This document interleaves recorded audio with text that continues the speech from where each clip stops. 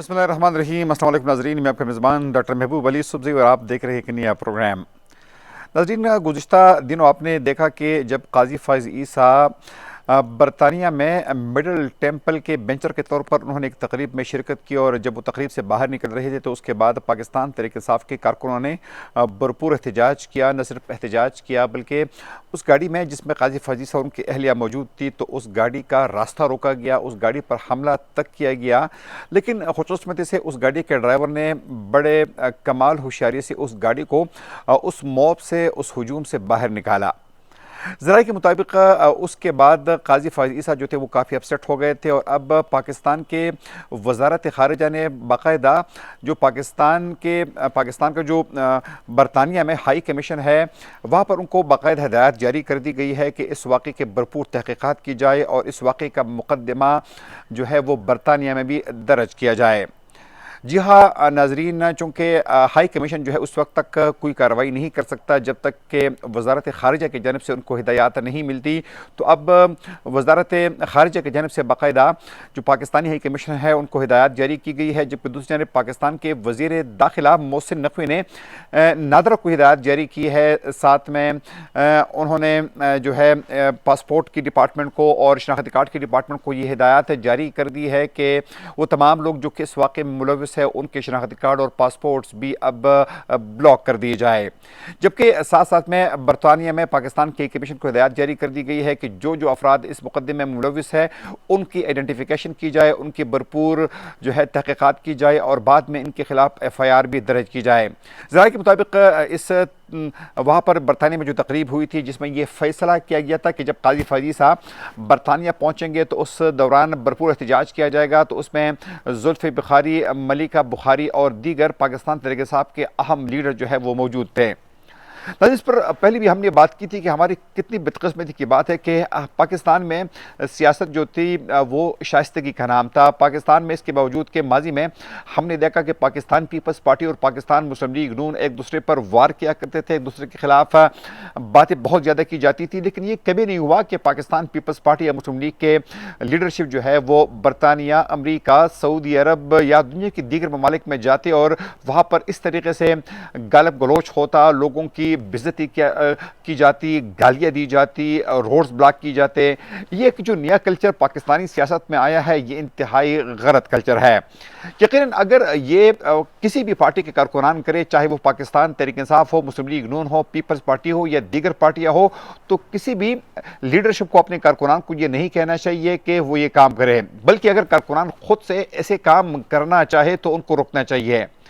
سیاست میں ناظرین اختلاف بھی ہوتا ہے، ساتھ میں اگر آپ کو کسی جج سے، کسی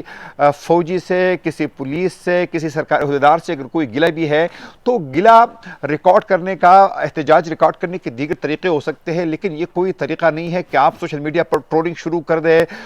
وہ لیڈر، وہ سرکاری اہلکار اگر کسی باہر ممالک میں چلا جائے تو آپ ان کا راستہ روک کے ان کو گالیاں دیں، ان کی بے عزتی کریں اور ان کو تشدد کا نشانہ بنائیں۔ یقیناً یہ باتیں بالکل مناسب نہیں ہے، اور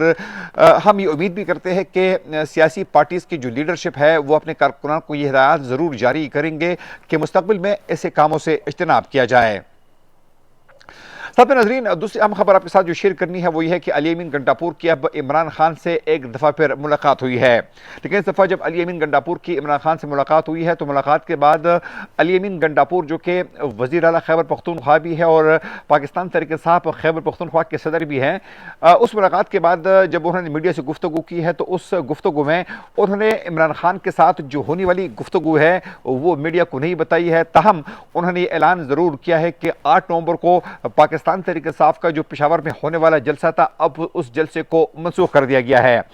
جبکہ ساتھ میں انہوں نے یہ فیصلہ کیا ہے کہ اب خیبر پختونخوا کے علاقے سوابی میں ایک ٹینٹ ویلیج قائم کیا جائے گا، وہاں پہ مشورہ کیا جائے گا کہ آئندہ کا لاہے عمل کیا ہوگا، لیکن فی الحال پاکستان تحریک انصاف کے طرف سے جو ایک جلسے کا اعلان کیا گیا تھا تو اس جلسے کو فی الحال جو ہے وہ ملتوی کر دیا گیا ہے۔ ناظرین، اگر آپ اس تمام صورتحال کو دیکھیں تو جس طرح پاکستان کے سینئر جو تجزیہ کار ہے، جو سینئر صحافی، جس میں انصار عباسی ہے، جس میں نجم سیٹی ہے، جن کے بارے میں جو کہ اس حوالے سے ان کا یہ کہنا ہے کہ شاید پاکستان تحریک انصاف اور اسٹیبلشمنٹ کے درمیان کچھ سیٹلمنٹ ہو گئی ہے، کچھ اندرون مختلف باتوں پر اتفاق ہوا ہے کہ اگر بانی P T I Imran Khan جو ہے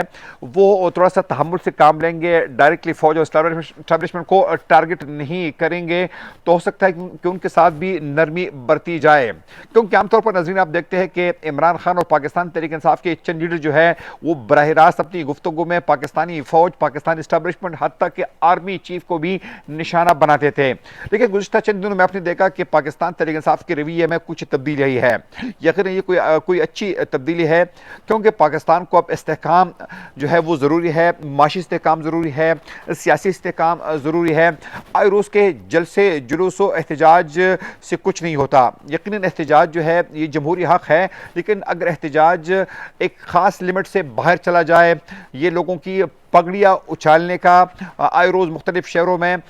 جانے کا اور اس طریقے سے جانے کا کہ وہاں پر آپ دھمکی دے پوری سسٹم کو، پوری ریاست کو آپ دھمکی دے، تو یقیناً یہ کسی کے لیے بھی بہتر نہیں ہے۔ ساتھ میں ناظرین اہم بات یہ ہے کہ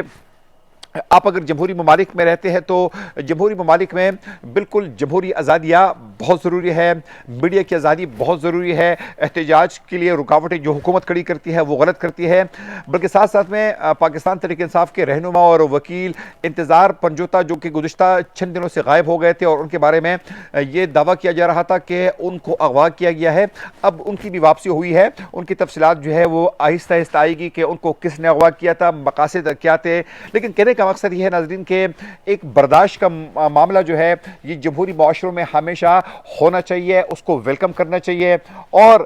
سیاسی پارٹیوں کے مختلف لیڈرشپ جو ہے یا ریاستی ادارے جو ہے ان کو جو برداشت کا مادہ ہے ان کو اپنانا چاہیے، کیونکہ یہ ملک ہے تو ہم ہے، اور یہ ملک جو ہے یہ کسی ایک پارٹی کا نہیں ہے، یہ کسی ایک ادارے کا نہیں ہے، یہ ملک ہم سب کا ہے، اس لیے ہمیں اس ملک کی ترقی کے لیے اپنا اپنا کردار ادا کرنا ہوگا۔